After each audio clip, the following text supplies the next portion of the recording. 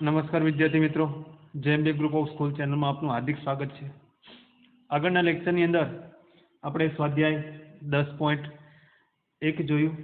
હવે ત્યારબાદનો ટોપિક છે સદિશના ઘટકો. આપણે સદિશને ભૌમિતિક રીતે કેવી રીતે દર્શાવાય એ બધી વાતો આપણે જોઈ. હવે આપણે સદિશના ઘટકોની ચર્ચા કરીએ. તો સદિશના ઘટકોને દર્શાવવા માટે સૌપ્રથમ હું એક અવકાશીય સમતલ દોરું, એટલે કે આપણે ત્રિપરિમાણીય ભૂમિતિની વાત કરીએ છીએ, 3D R-ક્યુબ. એની અંદર x, y અને z ઉગમ બિંદુ.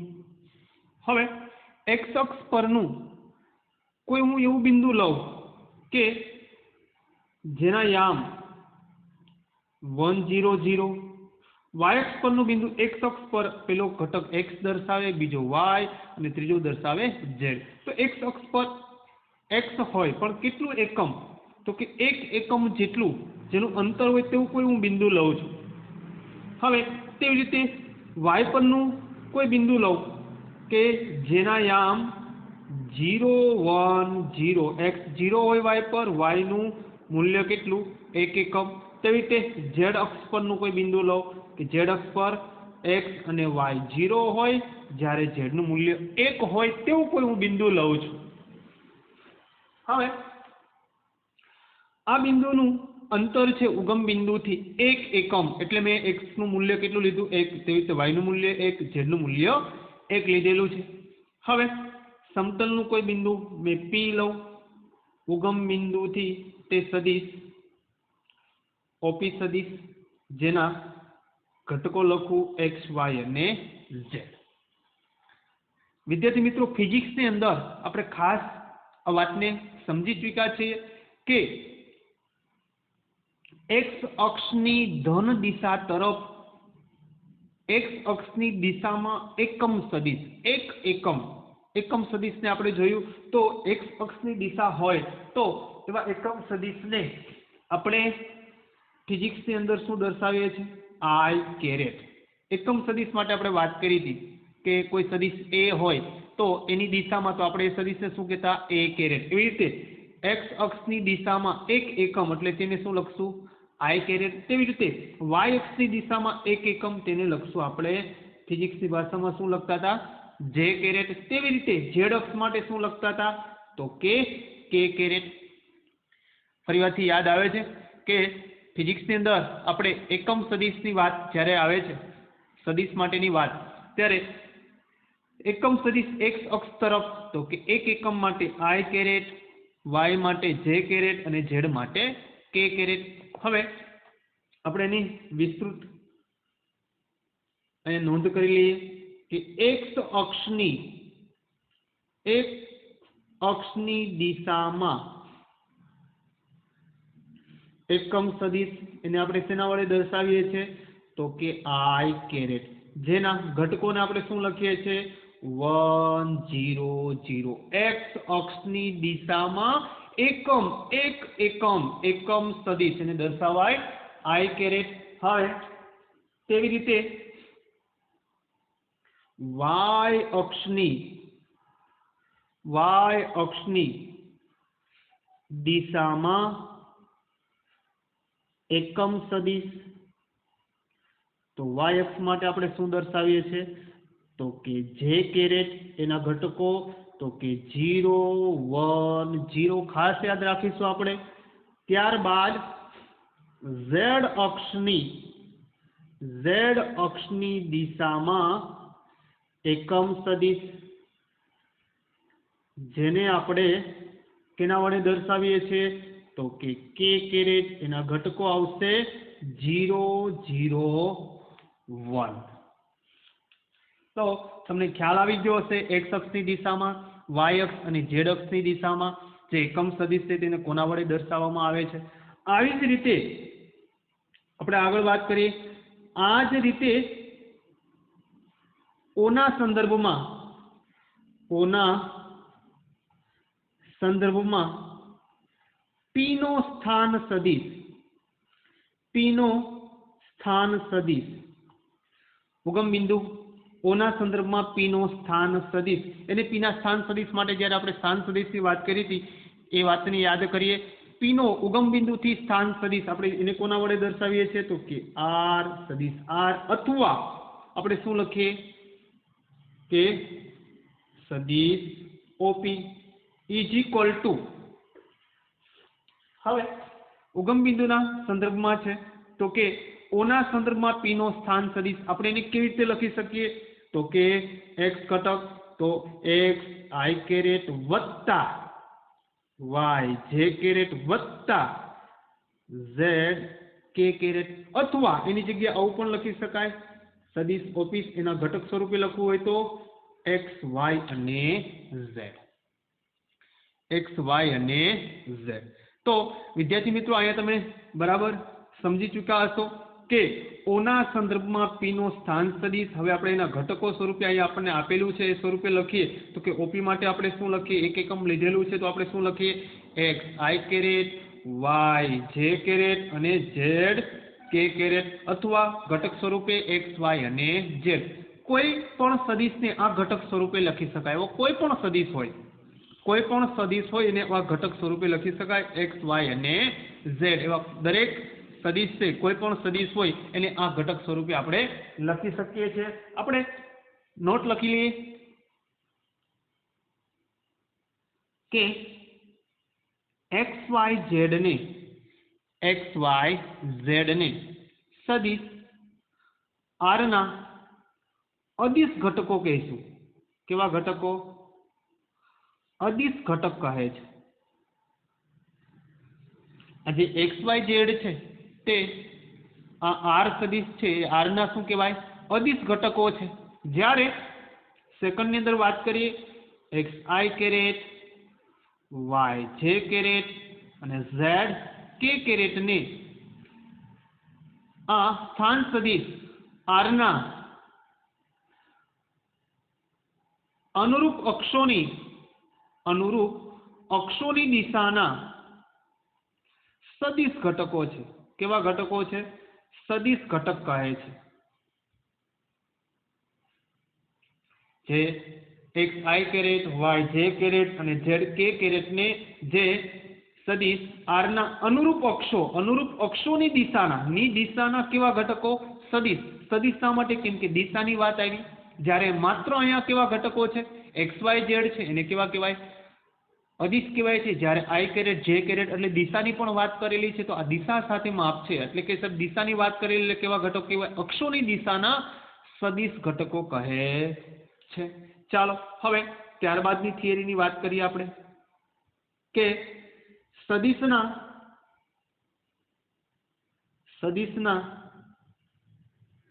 દ્વિખૂણાઓ, સદિશના દિક્ખૂણાઓ, દિક કોસાઇન અને દ્રિક ગુણોત્તર. ચાલો હવે સદિશના દિક ખૂણાઓ શું છે? દિક કોસાઇન, કોસાઇનની વાત છે અને દિક ગુણોત્તરની વાત કરીએ તો સૌપ્રથમ મેં એક ત્રિપરિમાણીય અવકાશ આપણે દોરી લઈએ.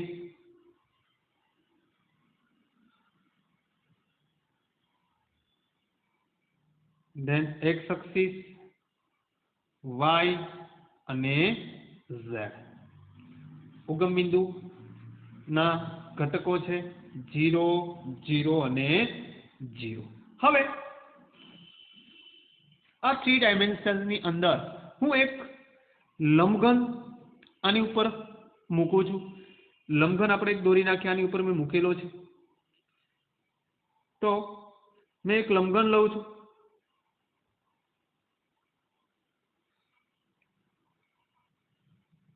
એટલે કે આ ત્રિપરિમાણીય અવકાશની અંદર મેં એક લંબઘન મૂકું છું.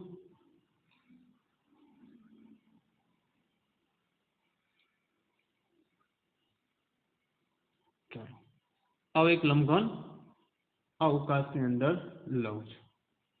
હવે ખાસ આપણે જોશું એમસીક્યુ ની અંદર આમાંથી પ્રશ્ન પૂછાઈ શકે છે.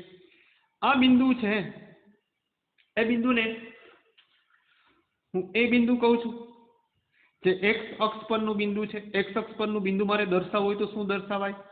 એક્સ 0 0, કેમ કે એક્સ અક્ષ પર એક્સ જ હોય. તેવી રીતે આ બિંદુ વાય અક્ષ પરનું છે, ત્યાં શું દર્શાવાય? એ બિંદુનું નામ આપી દઉં બી, તો તેને કહેશું આપણે એક્સ 0 હોય, પ્રથમ ઘટક એક્સ, બીજો વાય અને ત્રીજો ઝેડ. તેવી રીતે આ બિંદુ ઝેડ, તો ત્યાં એક્સ અને વાય 0 હોય, ઝેડ ત્યાં હાજર હોય, એટલે કે તે બિંદુનું નામ આપી દઈએ આપણે બિંદુ સી. હવે અહીંયા આપણને જે પોઈન્ટ દેખાય છે એ પોઈન્ટની વાત કરીએ. અહીંયા તો આપણને ખ્યાલ આવી ગયો કે સાહેબ એક્સ અક્ષ પરનું બિંદુ છે, આ વાય પરનું છે, આ ઝેડ પરનું બિંદુ છે. પરંતુ આ જે બિંદુ છે તે બિંદુ તો કે સાહેબ એક્સ અને વાય બંનેનું છે. તો આ એક સમતલ છે. સમતલની વાત કરીએ તો કે અહીંથી અહીંયા સુધી જે સમતલ છે, અહીંથી અહીંયા સુધીનું જે સમતલ છે તે સમતલ છે એક્સ વાય સમતલ. કેવો સમતલ છે? એક્સ વાય સમતલ. આ એક્સ વાય સમતલ પરનું બિંદુ છે, એ બિંદુને હું બિંદુ ડી આપી દઉં કે આ સમતલની અંદર આ પોઈન્ટ ઉપર એક્સ અને વાય બંનેના ઘટકો આવશે. તો કે એક્સ અને વાય, એને આપણે કેવી રીતે દર્શાવશું? એક્સ વાય, ત્યાં ઝેડ હશે નહીં. તેવી રીતે આપણે આ બિંદુ જોઈએ તો કે આ બિંદુને હું કોઈ નામ આપી દઉં, ઈ નામ આપી દઉં. ચાલો, તો કે આ બિંદુ છે એ આ બિંદુ ક્યાં ક્યાં સમતલ છે? તો કે વાય અને ઝેડ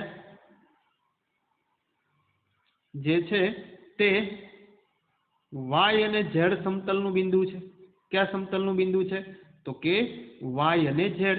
તેના યામ મારે દર્શાવવા હોય ત્યાં એક્સ કેવો હશે? 0 હશે, ત્યાં વાય અને ઝેડ બંને હાજર હશે. તો આ બિંદુ છે એ કયા સમતલ દર્શાવે છે તમને? તો કે વાય અને ઝેડ. તેવી રીતે આ જે બિંદુ દર્શાવે છે, આ જે ભાગ છે એ ભાગ કેવો છે? તો કે એક્સ અને ઝેડ. એક્સ ઝેડ સમતલ. કેવો સમતલ છે? એક્સ ઝેડ સમતલ. જ્યારે આ જે સમતલ હતો તે શું હતો? વાય ઝેડ સમતલ. અહીંથી અહીંયા સુધીનો જે ભાગ દર્શાવે છે તો એક્સ અને ઝેડ સમતલ. તો આ બિંદુ જે છે એ બિંદુને હું દાખલા તરીકે એફ નામ આપું તો તેના ઘટકો ક્યાં આવશે? આ સમતલની અંદર એક્સ અને ઝેડ હશે. વાય કેવો હશે? 0. તો કે એક્સ વાય 0 અને ઝેડ. ચાલો, હવે એક આ બિંદુ છે જે અત્યાર સુધી આપણે દર્શાવીએ છીએ, બિંદુ પી આપણે દર્શાવીએ છીએ કે જે ત્રણેય સમતલ આની અંદર આ જે પોઈન્ટ છે જે એક્સ વાય અને ઝેડ ત્રણેય બતાવે છે, તો તેનું નામ આપણે આપી દઈએ બિંદુ પી. એના ઘટકો આવશે એક્સ વાય ઝેડ સમતલ, 3 ડાયમેન્શનલ. અહીંયા આપણે જોઈ શકીએ છીએ કે આ બિંદુ છે એ એક્સ અને વાય સમતલનું છે, આ છે વાય અને ઝેડનું છે, જ્યારે આ છે એક્સ અને ઝેડનું. જ્યારે આ બિંદુ જે બાકી છે તે બિંદુ છે 3D એટલે કે 3 ડાયમેન્શનલ, જેની અંદર એક્સ વાય અને ઝેડ ત્રણેય બિંદુઓનો સમાવેશ આ પોઈન્ટ ઉપર આવે છે, જે આપણે અત્યાર સુધી દર્શાવતા, જેનું નામ આપણે આપી દઈએ બિંદુ પી. એને કહેશું આપણે એક્સ વાય અને ઝેડ. હવે ખાસ આપણે અહીંયા થોડીક નોંધ લખી લઈએ. ધારો કે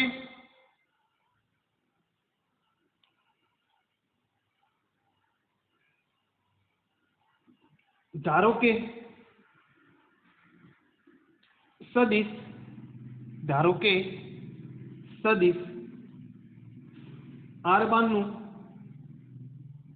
R નું ભૌમિતિક નિરૂપણ ઓપી શું છે? O થી P સુધી આપણે દર્શાવતા હે ને, ઉગમ બિંદુથી આ સુધીનો સ્થાન સદિશ ભૌમિતિક નિરૂપણ સદિશ ઓપી છે. હવે ધારો કે સદિશ આર એ एक्स वाय झेड अक्षनी धन दिशा साथे धन दिशा साथे अल्फा बीटा અને ગેમા ખૂણો બનાવે છે કે આ જે સદિશ છે, સદિશ આર ઉગમ બિંદુની સાપેક્ષે આપણે જે વાત કરી તે, તો કે જે આ સદિશ છે તે એક્સ અક્ષની ધન દિશા સાથે, એટલે કે અહીંયાથી એક્સ અક્ષની ધન દિશા અહીંયા કોઈ આલ્ફા નામનો ખૂણો બનાવે છે, અહીંયા કોઈ બીટા નામનો ખૂણો બનાવે છે, અને અહીંયા કોઈ કયો ખૂણો બનાવે છે, ઝેડ અક્ષ, એક્સ અક્ષ, વાય અક્ષ અને ઝેડ અક્ષની ધન દિશા સાથે કેવો ખૂણો બનાવે છે, તો કે ગેમા નામનો ખૂણો બનાવે છે.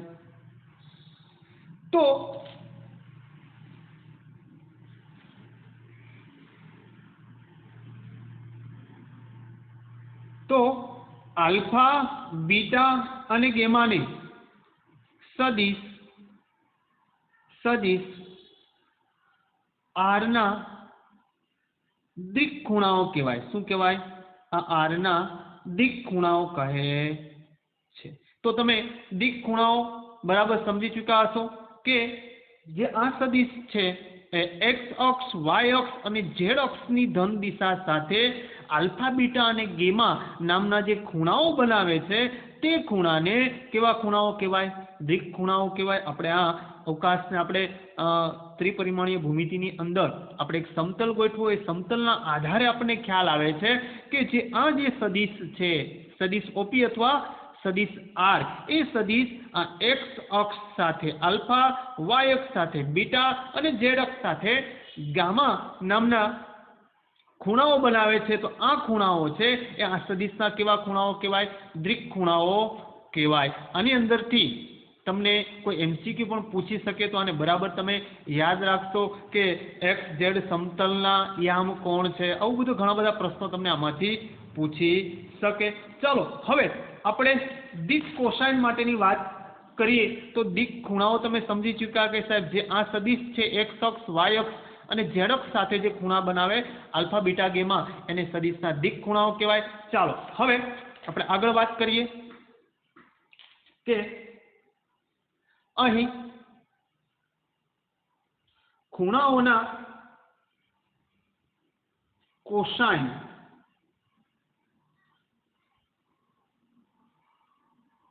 કોસાઇન મૂલ્યો જેવા કે કોસ આલ્ફા, કોસ બીટા અને કોસ ગેમાને સદિશ આરના દિક કોસાઇન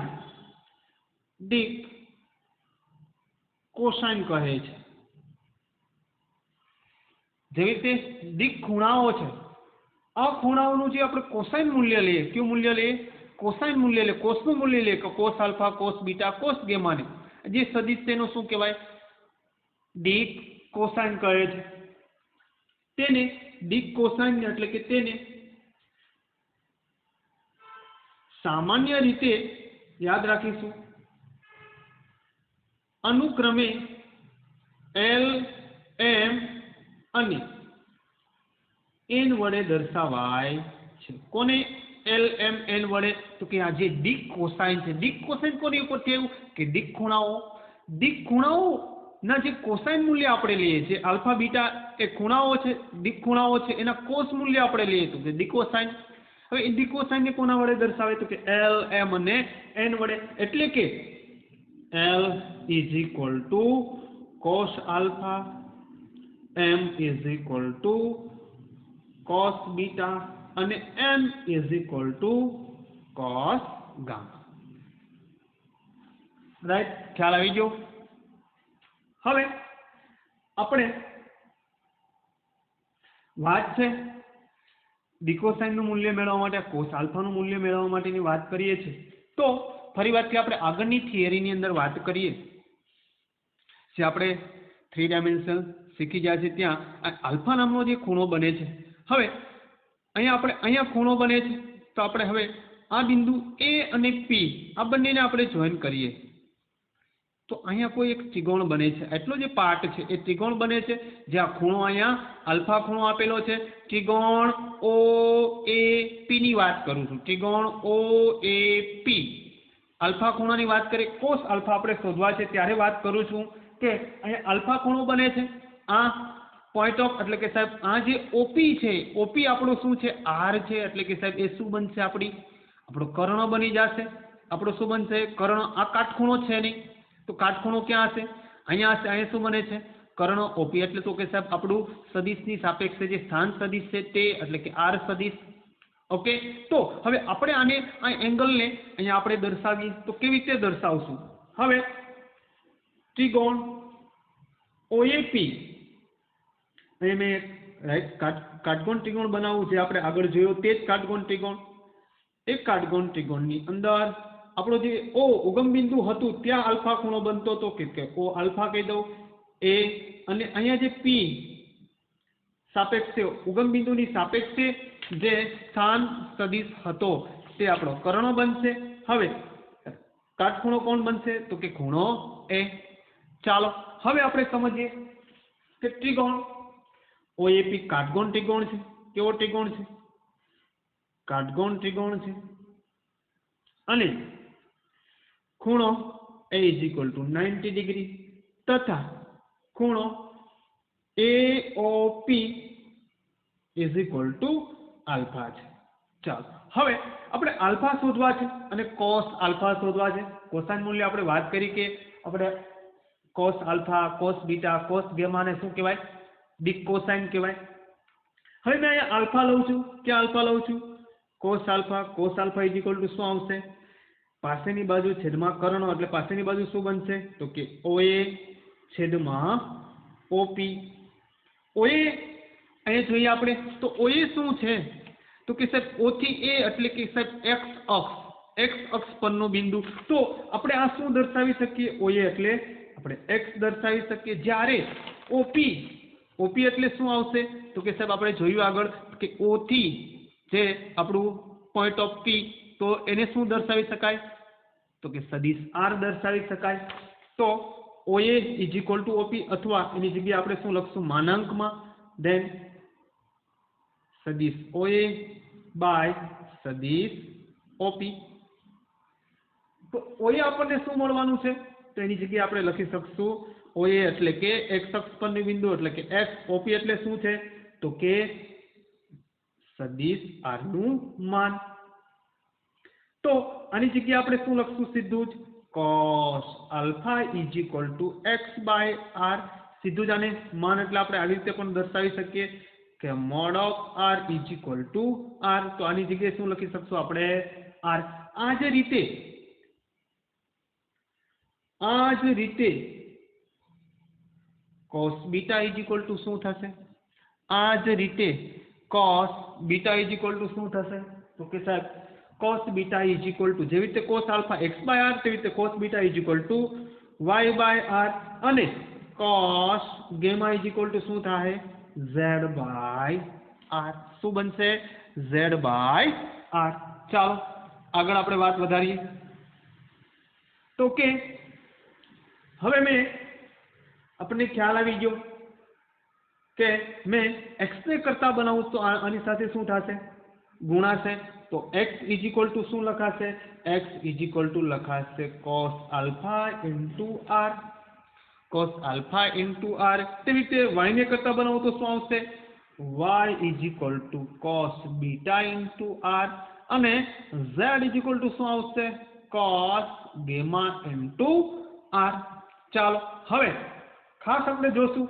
અહીંયા આપણે આગળ વાત કરી કે ડિકોસાઇન cos આલ્ફા ને આપણે L વડે દર્શાવતું તો આને બરાબર શું લખી શકાય તો કે x અહીંયા મેં L લઉં તો શું આવશે LR y શું આવશે તો કે MR અને z શું આવશે તો કે NR ક્યાંથી આવ્યો ખ્યાલ આવ્યો તમને બરાબર કેમ કે અહીંયા મેં cos આલ્ફા cos ની જગ્યાએ શું લખ્યું હતું cos આલ્ફા ને આપણે કોના વડે દર્શાવીએ L M અને N cos આલ્ફા એટલે l, cos બીટા એટલે m અને cos gamma is equal two n.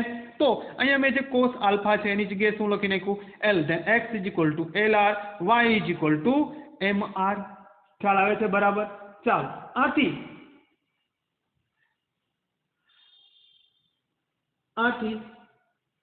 P બિંદુના યામ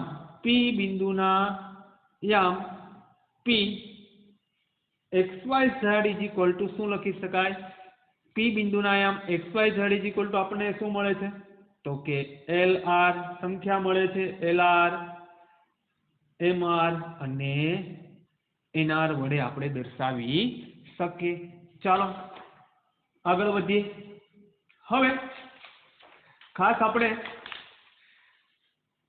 દિક ખૂણાઓ અને દિક કોસાઇન જોયા આપણે કે કેવી રીતે મેળવાય. તમે એક્ઝામ્પલ આપણે જોશું એટલે આપણને અંદાજો આવી જશે કે દિક ખૂણાઓ કેવી રીતે મેળવાય છે અને દિક કોસાઇન કેવી રીતે મેળવાય છે. આપણે વાત કરી તેમ અને આપણને પી બિંદુ મળે છે. હવે દિક ગુણોત્તરની વાત કરીએ કે જે સંખ્યાઓ, આ સંખ્યાઓ છે, જે સંખ્યાઓ સદિશ r ની દિક કોસાઇનના પ્રમાણમાં હોય તે સંખ્યાઓને સદિશ r ના દિક ગુણોત્તર કહે છે. આ સંખ્યાઓ છે એના આધારે જે સંખ્યાઓ સદિશ r ના દિકોસાઇન, જે દિકોસાઇન છે એના પ્રમાણમાં હોય, આપણને આગળ આપણે એક્ઝામ્પલ જ્યારે જોશું ત્યારે આપણને અંદાજો આવી જશે કે સર દિકોસાઇન કેવી રીતે મેળવાય છે, દિક ગુણોત્તર કેવી રીતે મેળવાય છે, બરાબર આપણને ખ્યાલ આવી જશે. ચલો આ દિક ગુણોત્તર છે એને આ રીતે પણ કહી શકાય છે કે દિક ગુણોત્તરને દિક